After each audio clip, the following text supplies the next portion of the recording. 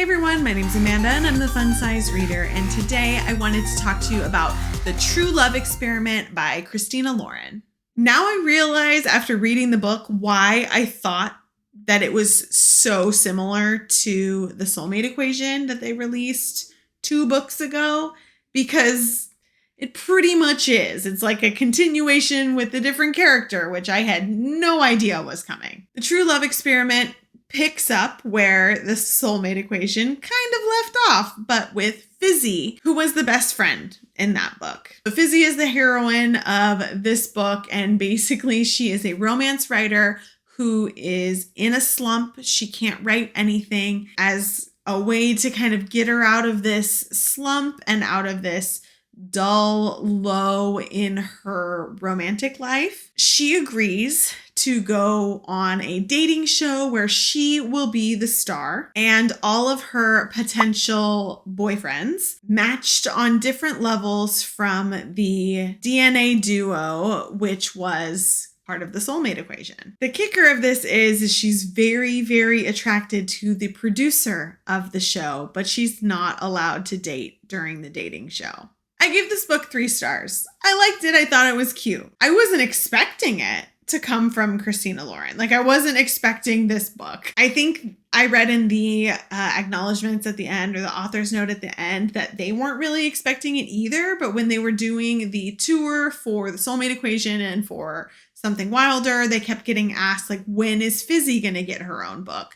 So they went back and wrote her a story. I will say I did think that this book brought back Christina Lauren books. Like, if you've read their earlier books, they're a little bit more rom-com-y, they're a little bit more spicy, and this had that feel, which I really liked, because a lot of my favorite books of theirs are their older books. A lot of their newer ones I haven't super loved.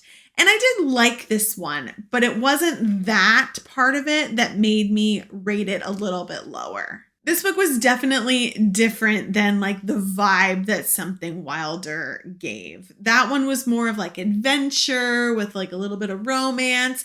This one was romance. The storyline of Fizzy not being able to really write and being in this kind of slump made me wonder if that is why their books changed so much. Like, were they going through that? Were they having those same experiences?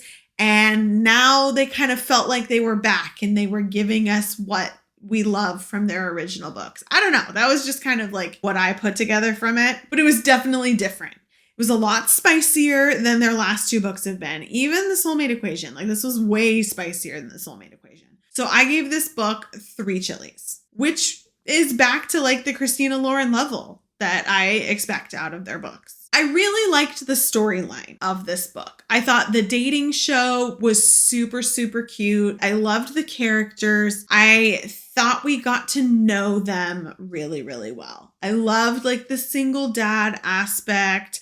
I loved the supporting characters, the daughter, the ex-wife, like all of them together. The whole cast I really liked. But there was something that just, I didn't feel a spark in the romance story. Obviously, I got the story. I don't know why it just didn't give me that oomph that I normally get from like the older Christina Lauren books. It was so close. It was so close. I just didn't have that spark with it. I also kind of feel like there are starting to be so many rom-com romance books that have the author in a rut or author in a slump or romance writer tropes that I'm starting to read too much of it. Like, there's a lot of that right now, like a lot about authors and publishers and editors and like all of these things in romance books specifically. I don't know if that made it feel like, oh, okay, like I've read this all before. You know what I mean? I read tons of hockey romances and they're all about hockey players. So I guess I shouldn't feel like that, but I kind of did.